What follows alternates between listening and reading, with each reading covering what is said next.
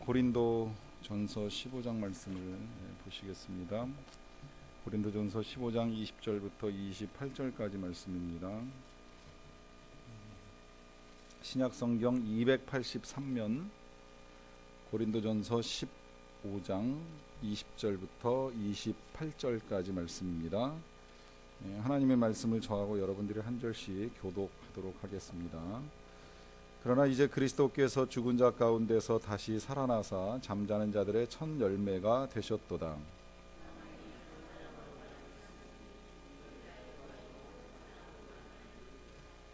아담 안에서 모든 사람이 죽은 것 같이 그리스도 안에서 모든 사람이 삶을 얻으리라.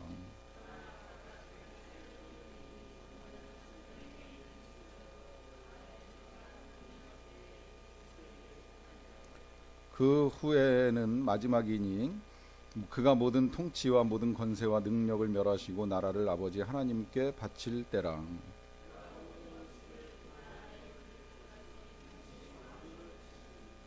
맨 나중에 멸망받을 원수는 사망이니라.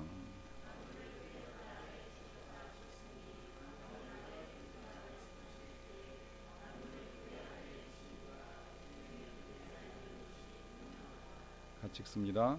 만물을 그에게 복종하게 하실 때에는 아들 자신도 그때의 만물을 자기에게 복종하게 하신 이에게 복종하게 되리니 이는 하나님이 만유의 주로서 만유 안에 계시려 하심이라. 아멘.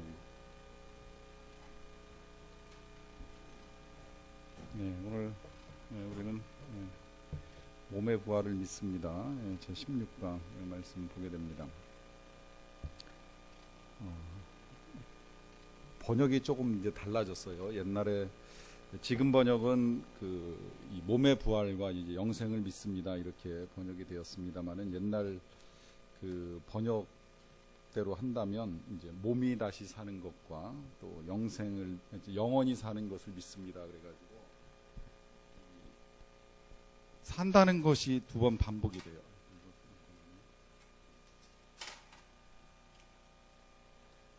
옛날 번역을 가지고 그냥 다시 한번 보자면 몸이 다시 사는 것, 그 다음에 영원히 사는 것을 믿습니다.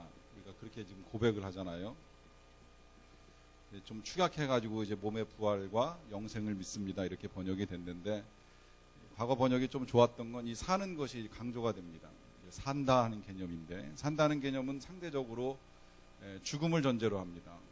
사망이라고 하는 것을 전제로 해서 사망과 반대돼서 몸이 다시 살아난다, 또 영원히 산다 이렇게 지금 설명하고 또 고백하고 있죠.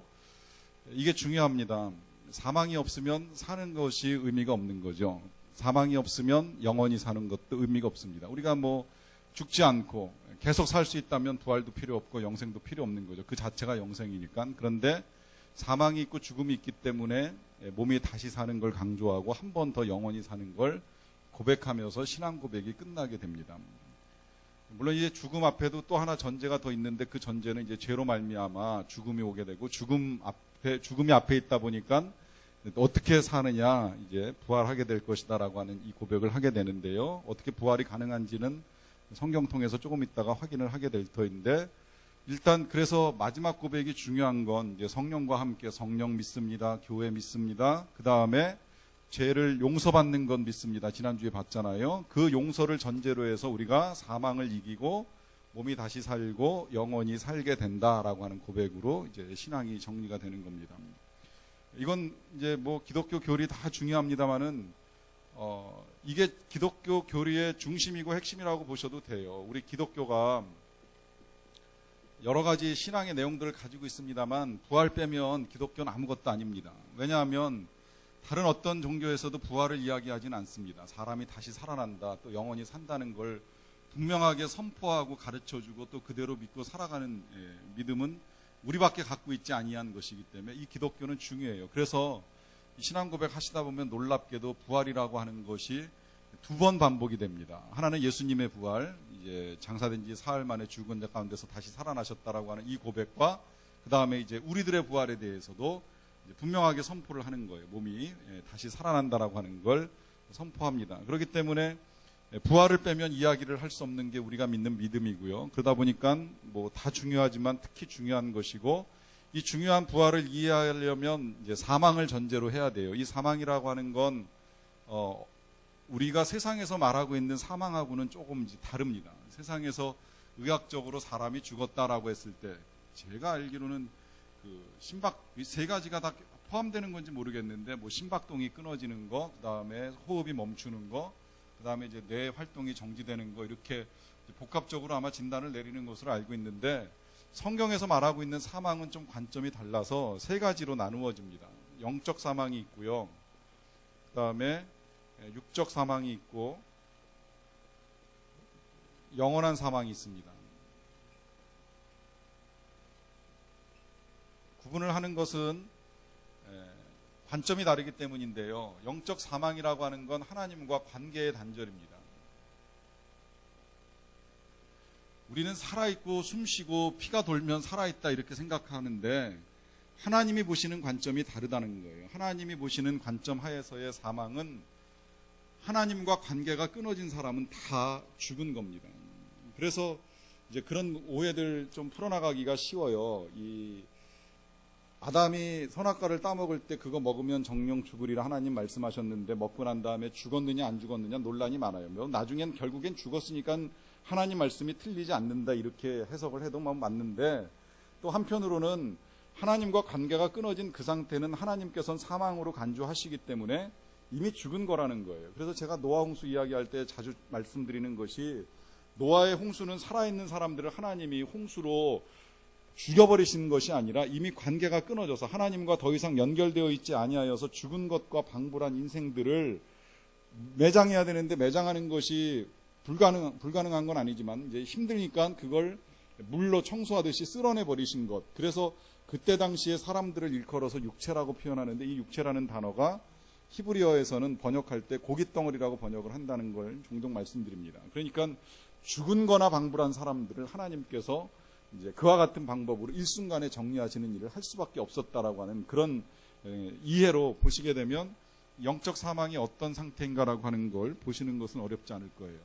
육적 사망은 우리가 일반적으로 이야기하는 죽음, 이 세상에서 말하고 있는 이제 죽음을 일컬어서 그 육적 사망으로 보시면 되고요. 그다음에 영원한 사망은 형벌입니다.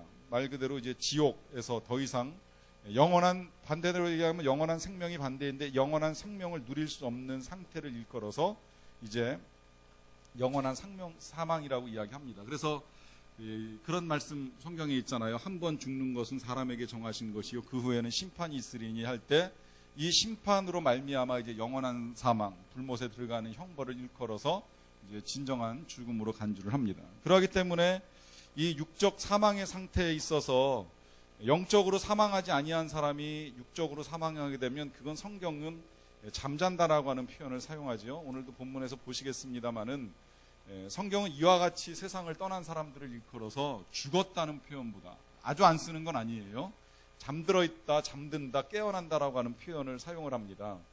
여러 가지 이유가 있는데요. 이 수면의 상태는 우리가 죽음이라고 하는 게 어떤 것인가를 이해할 수 있는 또 하나의 모형이에요. 이 세상은 하나님께서 모형으로 만드셔서 천국과 영생이 어떤가라고 하는 걸 여기서 조금 우리가 볼 수 있는 것들을 다 만들어 놓으신 거거든요. 우리가 이 세상에서 기쁨도 누리고 행복하게 살고 즐거워하고 하는 이 모든 것들을 잠시 맛보지만, 이제 천국에서는 그거보다 더 강력한 기쁨, 더 즐거운 행복, 그거보다 더 영광스러운 것들을 이제 경험하게 될 것들을 이 땅에서 잠시 맛보는 거예요. 마찬가지로 이 죽음이라고 하는 것도 이제 어떤 상태인지를 우리가 다 알지 못하지만 수면을 통해서 조금 이해를 하는 겁니다. 우리가 잠들었다가 깨게 되면 깨어있는 사람 입장에서는 이게 굉장히 긴 시간이 될 수 있어요. 어떤 사람 잠들었는데 10시간을 잔다 그러면 되게 긴 시간을 잔다는 걸 깨어있는 사람은 알지만, 잠들어 있는 사람은 실상 10시간을 자든 1시간을 자든 자는 순간부터 깨는 순간까지는 못 느끼잖아요. 내가 잠들어 있는 상황에서는 똑같잖아요, 그 느낌이. 그러니까 우리가 지금 사람들이 뭐 고대로부터 지금까지 죽어 있는 사람들이 예수님 오실 때에, 강림하실 때 성경대로 부활한다라고 했을 때에 그들이 느끼는 그 죽음의 상태는 우리가 이 세상에 살아있는 동안에 느끼는 것만큼 그렇게 긴 것만은 아닐 수도 있다는 거예요. 수면에서 깨어날 때의 그 느낌이 똑같은 것처럼 그들도 잠들었다 깨어났는 것 같은 느낌을 가질 수 있고, 그러하기 때문에 성경은 이 육적 사망의 상태를 잠잔다고 표현을 하면서 마지막 날에 그들이 깨어날 것을 분명하게 말씀을 합니다. 그러한 걸 전제로 해서 이제 이 몸의 부활에 대한 것을 보게 되는데요. 부활을 보려면 우리가 사망을, 아까 이제 말씀드린 대로 사망을 봐야 되고, 이 사망이라고 하는 것이 어떻게 오게 됐느냐라고 했을 때에 그것은 죄로 말미암아 임한 겁니다. 그래서 그 순서도 그렇게 진행이 되는 거예요. 참 신앙 고백이 정확하게 정리가 잘 된 것은 이런 데 있는데, 성령께서 임하셔서 교회가 만들어지고, 교회가 만들어진 다음에 복음이 선포되고, 복음이 선포되는 자리에서 죄를 깨닫고 죄의 그 잘못된 것을 알고 하나님 앞에 용서함의 은혜를 경험하게 되는데, 이 죄의 문제 때문에 죽음이 왔으니까 죽음을 이기는 부활까지 나아가는 것. 그래서 죄의 용서와 이제 부활을 고백하게 되면, 그러면 그게 여기 지금 로마서 이제 그 교재 보시게 되면 로마서 5장 12절에서 명료하게 정리가 되는데요. 일단 그 위에 정리된 내용을 먼저 보시게 되면, 사람이 죄를 짓기 전에는 사망이 없었다는 거예요. 그러나 사람이 죄를 지음으로 말미암아 죄의 결과로 사망이 임하게 됩니다. 이거 로마서 5장 12절로 볼게요. 그러므로 한 사람, 여기 한 사람은 아담이고요. 그 아담으로 말미암아 죄가 세상에 들어옵니다. 그 죄로 말미암아 사망이 함께 들어와요. 이와 같이 모든 사람이 죄를 지었기 때문에 사망이 모든 사람에게 이른다. 조금만 더 설명을 해드리면, 이제 이건 하나님의 계획 속에 들어있기 때문에 이유를 물으면 정확하게는 다 알 수 없지만 이렇게는 설명드릴 수 있어요. 하나님은 만약에 그렇지 않기를 기대하셨어요. 하나님께서 선악과를 만들어 놓으시고, 선악과를 만들어 놓고 인간이 가지고 있는 그 자유의지를 가지고 하나님의 말씀에 순종해서 죄를 짓지 않기를 원하셨습니다. 적어도 하나님 창조주이심을 인정하면 피조물인 사람이 하나님의 명령에 따라서 선악과를 먹지 않으리라 하는 생각을 가지고 이제 인간의 자유의지가 아름답게 사용되기를 기대하셨는데, 그 결과는 사실 하나님의 기대하고는 많이 빗나갔어요. 이제 사람이 뱀의 유혹에 넘어가서 선악과를 따먹잖아요. 그 결과로 하나님이 계획하신 것이 사망이라는 거예요. 근데 왜 하나님께서 그 결과로 사망을 계획하셨을까 했을 때의 그 이유를 찾자면, 이 사망이라는 것이 없는 상태에서 죄를 범한 인생이 영생하게 되면 이건 세상이 정말 심각해집니다. 여러분, 사람의 생명이 유한하다라고 하는 사실이 인간의 죄악을, 인간의 악함, 인간의 죄성을 막는 장치로 사용되고 있다는 거 아시지요? 만약에 악한 인생이 영원히 죽지 않고 산다고 한번 생각을 해보세요. 어떤 일들이 일어나게 될 것인가? 어느 정도 상상이 가능하지 않습니까? 간혹 이제 그런 의지들을 가지시는 분들을 종종 만나게 돼요. 이 세상의 변화가 가능하다. 제가 이번에 이 마지막 부활과 그 다음에 영생으로 이어지는 것들을 다시 연구하면서 얻게 되었는데, 인간은 세상을 발전시키고 세상을 변화시켜 가기 위해서 끝없이 부단히 노력을 해오긴 하지만, 그 어느 때도 인간의 죄성이 사라지고 이 세상에 참된 천국이 만들어지는 경우는 거의 없었다는 거예요. 늘 그런 시도들을 해요. 여러 가지 시도들을 통해서 종교개혁을 하기도 하고, 르네상스를 일으키기도 하고, 또 인본주의를 일으켜보기도 하고, 이건 아니겠다 싶어가지고 공산주의 혁명도 실은 다 같이 잘 사는 세상을 만들자라고 하는 생각을 가지고 처음에 출발했던 건 틀림이 없어요. 그것도 이제 다 엉망이 돼가지고 여러 가지 부작용들이 드러났는데, 그럼 민주주의, 자본주의는 어떠냐라고 했을 때, 이 세상에서 모든 사람이 다 잘 사는 유토피아 만들어질 것 같지만 실상은 안 된다라고 하는 거예요. 이것은 인간의 악한 본성이 이 세상에서 사라지지 아니하는 한 계속 이제 그와 같은 일들을 통해서 궁극적으로 이 세상이 완전히 아름답게 만들어지는 것이 쉽진 않다는 이제 결과들로 자명하게 드러나는 것인데, 그렇기 때문에 하나님께서 인간의 생명을 유한하게 제한하시면서 일단 그로 말미암아 세상이 악화되는 것을 막고, 또 한편으로는 하나님께서 새롭게 창조하시는 아름다운 세상에 대한 소망을 가지고 살아갈 수 있도록 하나님이 계획을 해 놓으셨다라고 하는 것이지요. 그래서 1차적으로는 이 한 사람의 죄로 말미암아 이제 죄가 세상에 들어오게 되었고, 그 죄로 말미암아 사망이 들어왔고, 결국 이걸 역으로 말씀을 드리면 이런 의미도 됩니다. 우리가 죽는다는 건 우리가 죽을 수밖에 없다는 거. 여기 그 누구도 나는 안 죽는다, 이 세상에서 나는 영원히 살 것이다 말을 하지 못하는 한 이 우리가 죽는다라고 하는 것이 죄성을 가지고 있고 죄의 자녀로 태어났다는 증거예요. 그래서 모든 사람이 죄로 말미암아 사망이 임할 수밖에 없다라고 하는 것이 이 로마서의 말씀이고요.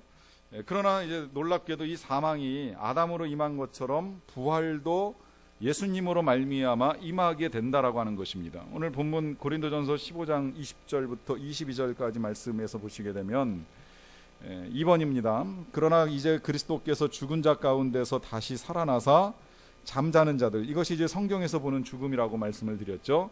잠자는 자들의 첫 열매가 되셨도다. 첫 열매라고 표현을 하는 건 첫 번째 열매가 맺히면서 그 이 뒤따라서 많은 열매들이 맺히는 것처럼 예수님을 뒤따라서 이제는 다시 살아나는 부활의 열매가 맺히게 될 것이라고 표현하는 거예요. 그리고 그 다음에 사망이 한 사람 아담으로부터 말미암았으니 죽은 자의 부활도 한 사람 예수 그리스도로 말미암게 된다. 아담으로부터 시작해서 죽음이 우리에게 임한 것처럼 예수님으로부터 시작해서 부활도 우리에게 임하게 될 것이라고 하는 말씀이죠. 그래서 아담 안에서 모든 사람이 죽은 것 같이, 이거 아담 아니라고 하는 말이 이해하기 어려우면 그 뒤에 조사를 좀 바꿔서 그냥 아담으로 인하여 고치셔도 돼요. 아담으로 인하여 우리 모든 사람에게 죽음이 임한 것 같이 그리스도 안에서 그리스도로 인하여 모든 사람이 삶을, 영생을, 부활을 얻게 될 것이라 하시는 약속의 말씀입니다. 그래서 이제 그리스도의 부활과 함께 우리의 몸도 부활을 한다는 거예요. 우리의 몸이 부활을 합니다. 로마서 8장 11절 말씀을 보실게요.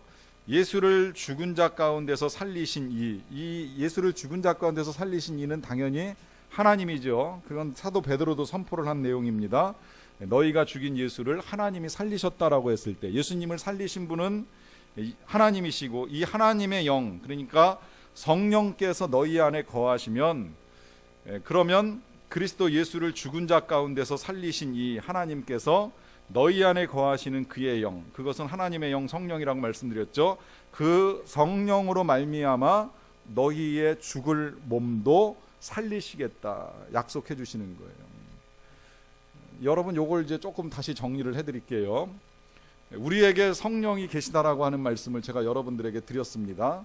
성령을 믿는다라고 했을 때 우리가 성령으로 세례를 받았다고 표현을 해드렸는데, 여러분들이 성령을 받았느냐 안 받았느냐 혼란해하지 말라고 정리를 해드릴 때 받았다는 확증을 말씀드린 건, 예수를 주로 시인하면 난 아직도 정말 예수님이 내 주님인지 모르겠다, 그분 때문에 내가 사는지 죽는지가 불분명하다, 그러면 좀 예외가 되겠습니다마는 예수님이 나의 구주, 나의 하나님, 나의 주님이신 것을 믿습니다라고 고백하면 그분은 다 성령으로 세례 받으신 거예요. 왜냐하면 성경에서 말씀하기를 누구든지 성령으로 아니하고는 예수를 주라 시인할 수 없다고 하였기 때문에 내가 예수님을 주님이라 고백하면 우린 다 성령으로 세례 받은 사람들입니다. 이게 중요한 이유가 있습니다. 성령 세례 받은 걸 에베소서 1장 13, 14절엔 하나님께서 성령으로 인쳐주셨다 그래요. 도장 찍으셨다는 거예요. 여러분, 도장 찍었다는 말 아시죠? 여기 인쳐주셨다라고 하는 이 의미는 옛날에 고대 사람들이 짐승 사들이고 나면 제일 먼저 하는 게 짐승 엉덩이에다가 도장 찍는 거였습니다. 그 도장은 불로 지지잖아요. 그래서 낙인을 하나 딱 찍어 놓으면 평생 지워지질 않습니다. 왜 그렇게 할까요? 이 짐승은 새끼 때 사서 갖고 왔지만 도장 찍는 그 순간부터 늙어 죽어 잡을 때까지 영원히 그 주인의 소유라는 걸 명백하게 지워지지 않도록 이제 남겨놓는 거예요. 성령으로 인치셨다는 의미가 그런 의미예요. 성령으로 인치셨다는 건 하나님께서 우리에게 성령으로 세례 주실 때 우리는 하나님의 것, 그래서 영원한 생명 가운데 들어갈 때까지 하나님의 계획이 변하지 않는다는 보증으로 성령을 주셨다는 거예요. 그러니까 마지막 날에 하나님께서 확인하시는 증거는 한 가지입니다. 성령으로 인쳤느냐, 인치지 아니하였느냐. 성령으로 인친 사람들은 여기 말씀대로 지금 그의 영으로 말미암아 너희의 죽을 몸도 살리시리라. 내주하시는 성령 때문에 하나님께서 죽을 몸도 살려주신다는 거예요. 근데 이제 여기서 또 하나 우리가 봐야 될 것이 뭐냐면 몸이라고 하는 단어가 나옵니다. 몸. 이 몸이라고 하는 단어가 이제 우리가 성경에서 나오는 이 몸을 신학적으로 좀 이해하실 필요가 있는데요. 일반적으로 우리가 이제 배울 때는 그 뭐 영이냐 혼이냐 육이냐 삼분하기도 하고, 또 성경은 이 영과 혼을 구분할 때도 있지만 때로는 뭐 영혼으로 묶어서 그냥 사용할 때도 있어서 뭐 이분법 쓸 때도 있는데요.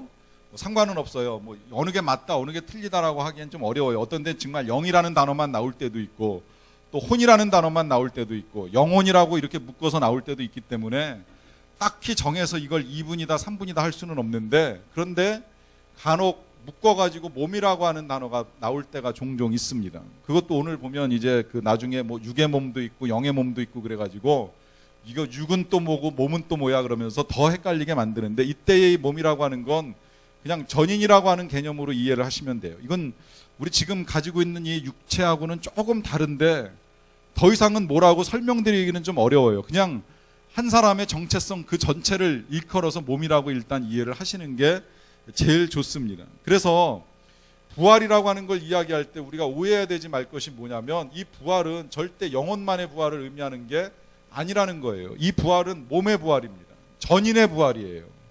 영혼만의 부활이라고 하는 건 실은 기독교 사상이 아니라 당시 헬라 사상이고 이 그리스 사상이었어요.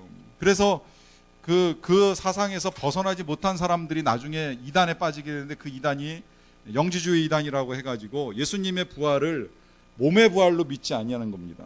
여러분들이 오해하시지 말아야 된다라고 말씀을 드리는 이유가 뭐냐면, 예수님의 부활은 전인의 부활이었어요. 예수님이 제자들에게 부활하셔서 나타나실 때는 영혼만 살아나셔가지고 그 영혼을 보여주신 것이 아니라 몸의 부활로 보여주시잖아요. 그래서 만져보라고 말씀하시기도 하고, 또 제자들이 잡아온 물고기 같이 드시면서 드십니다. 만약에 영혼만이라면 먹을 일이 없었겠지요. 그리고 제자들이 확인을 할 수도 없었겠지요. 그런데 예수님은 몸과 영혼이 다 같이 부활을 한 거예요. 그리고 헬라 사상에서 이제 임하였다라고 하는 거 주의하셔야 된다는 말씀이 뭐냐면, 헬라 사상은 영혼 불멸입니다. 사람이 몸은 죽을지라도 영혼은 불멸해서 그 영혼은 계속 살아서 어딘가에 떠돌아다니거나 뭐 존재한다, 이제 이렇게 개념을 가지고 있었는데, 그렇다면 논란이 하나 생기는 게 있어요. 무슨 논란이 생기냐면, 예수님이 정말 죽으셨던 것이 맞느냐 하는 이제 논란이 생깁니다. 그냥 몸만 잠시 기절했다가 깨어난 거 아니냐, 이제 이런 논란거리가 생기는 거죠. 그런데 예수님의 죽음은 완전한 죽음입니다. 만약에 영혼이 죽지 않고 몸만 잠시 세상을 떠나는 일이었었다면 예수님이 왜 하나님 앞에서 그렇게 울부짖었겠어요? 나의 하나님 어찌하여 나를 버리셨나이까라고 하면서 왜 울부짖었겠어요? 예수님의 사망은 온전한 사망입니다. 근데 이 사망이라고 하는 것이 이제 아까 제가 말씀드린 것처럼 그 세 가지로 자꾸 나누어서 말씀을 드리는 이유가 뭐냐면, 이 사망이 그냥 세상에서 말하는 그런 숨이 끊어진 상태만을 의미하는 것이 아니라 하나님과 단절되는 것이고, 그러다 보니까 하나님과 단절돼서 그 생명 자체가 일시간 존재하지 아니하는 그것을 예수님이 견딜 수 없으니까 그 십자가상에서 울부짖으셨던 거예요. 근데 그 사망의 상태는 이제 어떻게 보존이 되어 있는지는 우리가 정확하게 알 수 없지만, 그 성경의 근거에서 이야기를 한다면 그것을 성경은 하나님께 감추어졌다라고 표현을 하고 있어요. 이게 이래서 조금 이제 이해하기 어려운 건데, 하나님께서 생명을 어떻게 감추셨는지의 상태를 우리가 정확하게 이해를 할 수 없으니까 생명이 감추어져 있었던 것만큼 틀림없어요. 그랬다가 다시 부활할 때는 예수님이 온몸으로 부활하시고, 부활하신 몸 보여주시고 만지게 해주시고 드시고, 마지막에 육신 내려놓고 승천하시는 것이 아니라 부활한 몸 그대로 가지고 올라가셨잖아요. 그리고 약속하셨죠. 너희가 본 그대로 오시리라. 그 몸 가지고 오십니다. 그리고 그 몸 가지고 오시는 것처럼 우리도 첫 열매인 예수님 따라서 부활하게 된다는 거예요. 그러니까 여기서 말하는 이 너희의 몸도 살리시리라 했을 때의 몸은 전인입니다. 그러면 이제 어떤 문제가 생기느냐? 사실 문제는 아닌데 기독교가 이것 때문에 오랫동안 오해했던 것이 한 가지 있어요. 몸이 부활한다, 육체가 부활한다, 이런 개념을 가지고 살다 보니까 그러면 몸을 잘 보존해야 되겠다라고 하는 생각을 하면서 어떤 생각을 하기 시작했냐면, 그러면 사람이 죽으면 매장은 해도 화장은 안 된다, 몸이 날아가니까 화장은 할 수 없다, 이제 이런 생각을 오랫동안 가지고 있었어요. 근데 이것은 과학적으로도 굉장히 잘못된 생각입니다. 이건 과학에서도 입증이 되는데요. 과학에는 여러 가지 그 원리들 중에 질량 보존의 법칙이라고 하는 것이 있습니다. 질량 보존의 법칙이라고 하는 건 형체는 변해도 질량은 사라지는 것이 아니라는 거예요. 그러니까 물의 형태가 변해서 수증기도 될 수 있고 얼음도 될 수 있지만 물의 존재가, 물의 질량, 이 부피와 무게가 일정하게 존재하는 그것은 변하지 않는다라고 하는 것이지요. 어딘가에서는 그 존재는 살아있다는 거예요. 수증기로 날아가는 것 같지만 그 수분이 공기 중에 떠 있는 것처럼 질량 전체가 사라지는 건 절대 아니라는 거죠. 그래서 지구상에서 존재하는 모든 것들의 총량의 무게가 변하지 않는다는 게 이제 거기에 있는 거예요. 대기권까지 포함을 해서 그걸 이제 질량 보존의 법칙이라고 이야기를 하는데, 우리의 몸이 매장돼서 땅에 썩어가지고 흙으로 존재하던, 이것이 화장해가지고서 기화돼가지고 공기 중에 날아다니던 우리의 질량 자체가 변하는 건 아니라는 거죠. 그리고 마지막 때에 부활이 일어나게 되면 에스겔서 37장에서 보여주시는 것처럼 그 자체가 또 하나님의 능력과 결합하면서 하나의 새로운 몸이 만들어집니다. 그래서 몸의 부활이 가능하다라고 이야기하는 거예요. 그러니까 화장해서 걱정하고 매장해서 안심하고 할 것은 분명히 아니라고 하는 거죠. 어떤 형태로 우리가 세상에서 떠나서 육신이 분산이 되든지 마지막 날에 하나님께서 모으시고자 하면 어떤 형태로 존재하던 우리의 몸들이 다 이제 부활을 하게 되는데, 다만 이제 여기에 이 부활의 형태에 대해서 성경이 우리에게 말씀하고 계시는 게 몇 가지가 있어요. 첫째로 그 4번을 보시게 되면 부활은 영광스럽고 강한 것으로 다시 살아나는 겁니다. 고린도전서 15장 42, 43절 말씀 보세요. 죽은 자의 부활도 그와 같으니 썩을 것으로 심고 썩지 아니할 것으로 다시 살아나며, 욕된 것으로 심고 영광스러운 것으로 다시 살아나며, 약한 것으로 심고 강한 것으로 다시 살아난다. 여러 가지를 통해서 설명해 주는데, 죽을 때 보면 실제로 뭐 사람이 썩는다는 표현 틀린 건 아니잖아요. 또 이 가족이 아닌 다음에 다른 사람의 시신을 보는 거를 이렇게 썩 좋아하지는 않습니다. 사람들이 불가피하게 보게 되면 보지만 남의 시체 보는 걸 좋아할 일이 없는데, 그걸 거꾸로 돌아가신 분 입장에서 생각해 보면 사람들이 나를 꺼려한다는 건 욕된 일이 될 수가 있잖아요. 그런데 그럴지라도 영광스럽게 부활할 때에는, 다시 살아날 때에는 영광을 회복시켜 주신다는 거예요. 죽음의 상태에 들어가는 건 인간이 최고로 연약해질 때의 죽음의 상태에 들어가지만, 부활할 때에는 강한 것으로 다시 살아나게 될 것을 약속합니다. 무슨 말씀일까요? 정리하면 부활할 때 우리의 모습은 가장 건강하고 가장 아름답고 가장 온전한 상태로 새롭게 태어난다는 거예요. 사실 그래야 맞지요. 여러분 아시겠지만 이 장수라고 하는 것이 복된 일이기는 한데, 건강하지 못한 장수, 그리고 이 넉넉하지 못한 장수가 때로는 정말 복인가라고 하는 의문이 들 때가 있잖아요. 마찬가지로 사람이 오래 산다라고 전제를 했을 때에, 그 오래 살 때에 병든 몸으로, 늙은 몸으로, 더군다나 장애인의 몸을 가지고 영생한다, 어떻게 보면 이건 꼭 행복한 일은 아닐 수만도 있다라고 하는 생각을 한다면, 부활의 때에 하나님께서 만들어주시는 우리의 몸은 성경이 분명히 약속하기를 영광스럽고 썩지 아니하고 강한 것으로 만들어 주실 것에 대한 약속입니다. 더 나아가서는 신령한 몸으로 다시 살아난다고까지 말씀하세요. 여기 고린도전서 15장 44절을 보시게 되면, 육의 몸으로 심고 신령한 몸으로 다시 살아나니 육의 몸이 있은즉 또한 영의 몸도 있느니라. 여기서 육의 몸, 영의 몸이라고 하는 단어가 나오는데, 그냥 이해하기 쉽게 말씀드리자면 육의 몸은 우리가 이 세상에서 살아가는 데 입고 있었던 지금의 모습이고요, 이것이 있는 것과 마찬가지로 또 부활 후에 존재하게 될 것을 영의 몸이라고 표현할 수 있겠는데, 부활 후에 우리가 새롭게 입게 될 몸이 있다는 거죠. 그것을 영의 몸, 또한 신령한 몸이라고 표현을 하는 겁니다. 근데 이 영의 몸이 가지고 있는 특징을 우리가 알아야 될 것이 있는데요, 뭐가 있냐면 이 영의 몸의 특성 중에는 영속성과 불연속성이 있습니다. 이 영속성과 불연속성, 여기서 영속성이라고 하는 건 우리의 정체성이 변하지 않는다는 거예요. 이게 이제 불교와 기독교가 많은 차이를 갖고 있는 거죠. 어떻게 보면 불교도요, 사람의 생명이 끊어진다고 보지는 않습니다. 물론 사망을 건너가긴 하지만 건너가면 윤회에서 다시 태어나잖아요. 뭐 착한 일을 한 사람은 뭐 훌륭한 집안에 태어난다는 설도 있고, 악한 일을 한 사람은 뭐 짐승으로 태어난다, 이제 이런저런 이야기들이 있는데, 문제는 어떻게 태어나든지 영속하지 않습니다. 태어난 존재가 자기의 과거의 존재와 영속되어 있지 않죠. 연결되어 있지 않다 보니까 내가 과거에 무엇이었는지를 모르고 그러다 보니까 뭐 전생 찾아간다 이런저런 일들을 하게 되는데요. 우리의 부활은 과거와 간절되어 있지 않습니다. 그래서 내가 과거에 만났던 사람을 만날 수 있고 또 내가 과거에 예수를 믿었다는 사실을 전제로 하고 그 예수님을 부활 후에 만나게 될 것을 소망하며 살아가고 또 만나게 될 것이죠.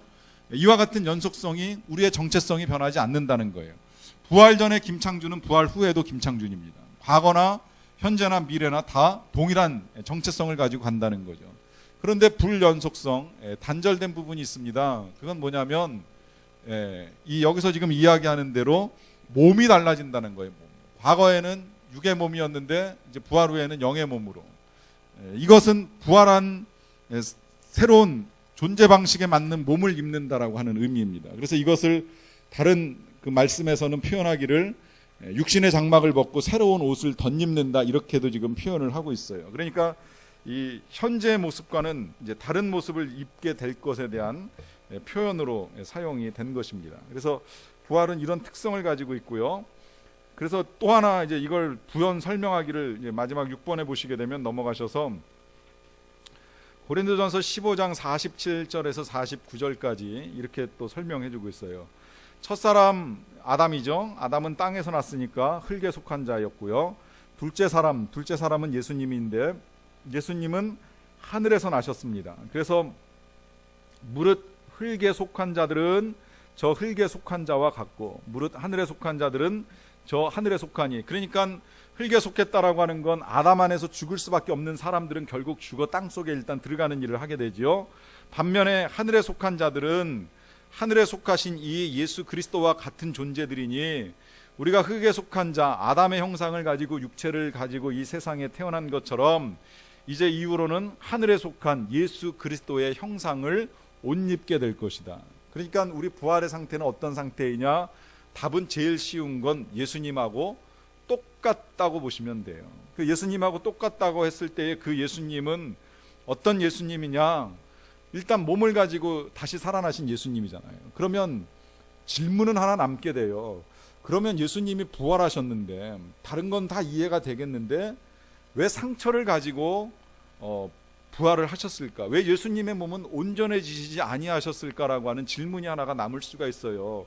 우리가 부활했을 때의 장애도 사라지고 정말 나빴던 눈도 좋아지고 잘라졌던 팔도 다시 건강해지고 하는 이런저런 이 온전한 생명을 갖게 된다라고 하는 걸 기대했었을 때 왜 예수님은 부활의 상처들, 이 고난의 상처들, 이 손과 옆구리와 발의 상처들 그냥 가지고 부활하셨을까? 그건 조금 해석이 좀 다른데요. 그 해석은 제가 이제 아마 필립 얀시 책에서 봤던 걸로 기억이 되는데 그 책의 풀이대로 한다면 주님이 우리를 얼마나 사랑하시는지에 대한 증거를 그대로 가지고 하나님 나라에 들어가기를 기뻐하셨기 때문에 이것은 전적으로 주님의 선택에 의한 일이지 고난의 몸을 영광의 몸으로 바꾸는 걸 싫어하셨다라고 볼 수는 없는 것이라고 하는 것이지요. 분명한 건 우리가 하나님의 형상을 따라 예수님의 형상을 따라 이제 새롭게 덧입게 되는데 이 형상은 육체의 형상만을 말하는 건 분명히 아닙니다. 그 형상은 사랑의 사람의 형상이고 성령의 사람의 형상도 포함이 되고 또 예수님이 가지고 계셨던 겸손과 온유한 사람의 형상을 덧입는 것, 더 나아가서는 죄악의 본성이 사라진 사람의 형상이고 영원한 생명을 가지고 살아가는 형상이라고 보시면 됩니다. 이와 같은 것들을 우리가 입게 될 것에 대한 약속의 말씀이에요. 그러하기 때문에 이 부활을 믿게 되면, 먼저 예수 그리스도의 부활을 믿게 되면 우리에게 임하는 첫 번째는 구원입니다. 요한복음 11장 25절에서 주님이 분명히 말씀하십니다. 예수께서 이르시되 나는 부활이요 생명이니 나를 믿는 자는 죽어도 살겠다. 이걸 로마서에선 다르게 좀 표현하는데요. 네가 만일 네 입으로 예수를 주로 시인하며 또 하나님께서 그를 죽은 자 가운데서 살리신 것을 내 마음에 믿으면 구원을 받으리라. 믿으면 구원을 받으리라. 이 구원이 부활이고 또 구원이 영생이죠. 그래서 사람이 마음으로 믿어 의에 이르고 입으로 시인하여 구원에 이르게 된다고 약속을 합니다. 또 두 번째로 우리의 믿음이 헛되지 않음을 믿고 나아가는 것입니다. 고린도전서 15장 17절 말씀을 보시게 되면 그리스도께서 다시 살아나신 일이 없으면 너희의 믿음도 떼고 너희가 여전히 죄 가운데 있을 것이요 용서받을 수가 없으니까요.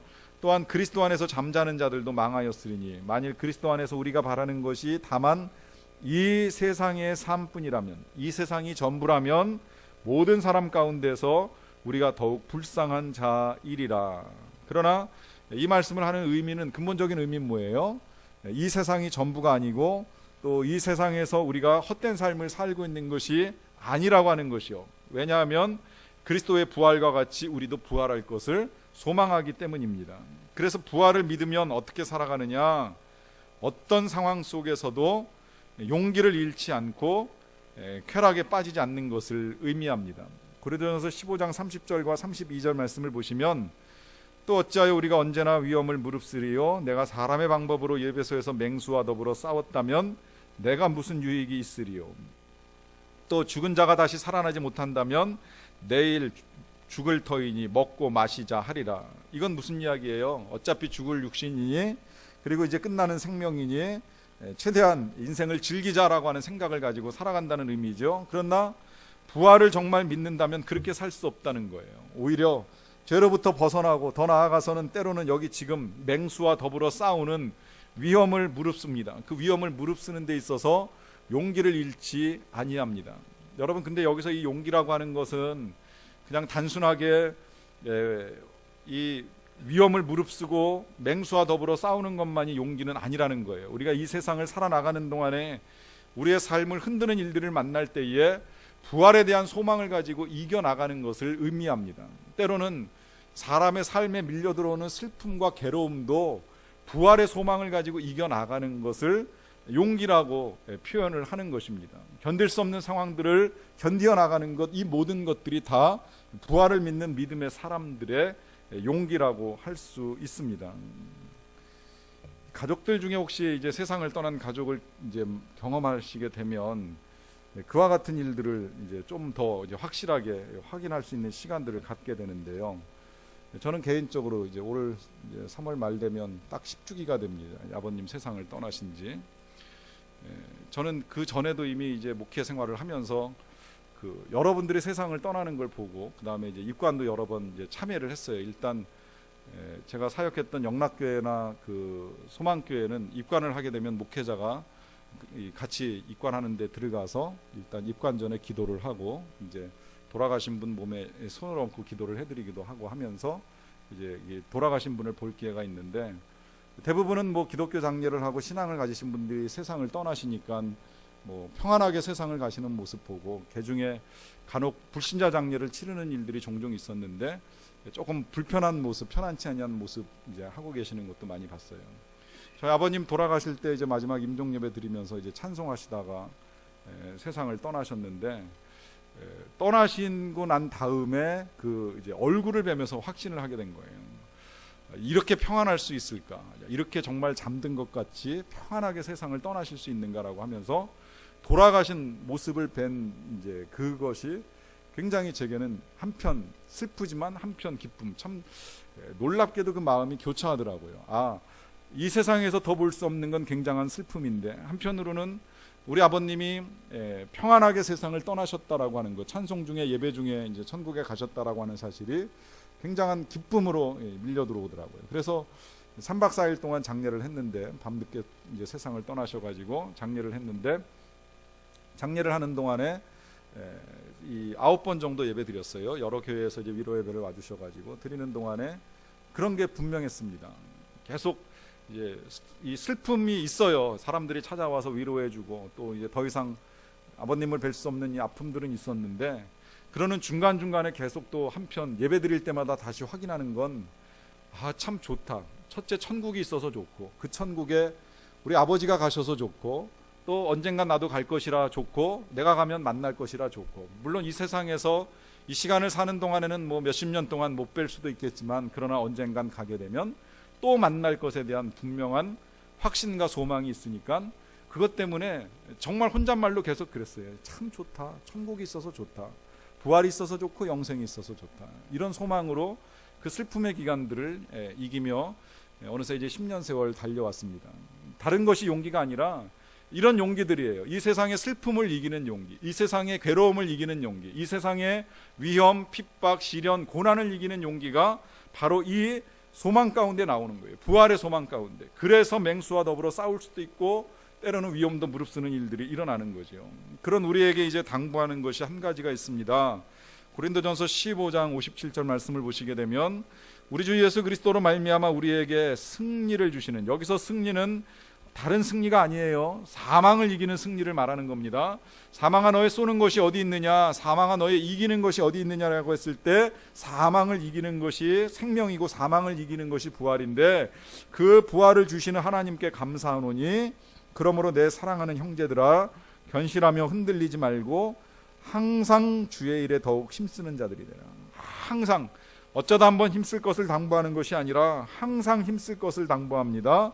이유는 너희의 수고, 이때 수고는 믿음의 수고지요, 주님을 위한 수고이고 부활의 소망을 가진 수고입니다. 그 수고가 주 안에서 헛되지 않은 줄 알기 때문이라. 한 말씀으로 더 당부합니다. 골로새서 3장 4절 말씀인데요, 우리의 생명이신 그리스도께서 나타나실 그때에 너희도 그와 함께 영광 중에 나타나게 될 것이라. 이 영광의 날 소망하며 믿음으로 항상 주에 힘쓰며 살아가시는 저와 여러분 되시기를 간절히 축원합니다.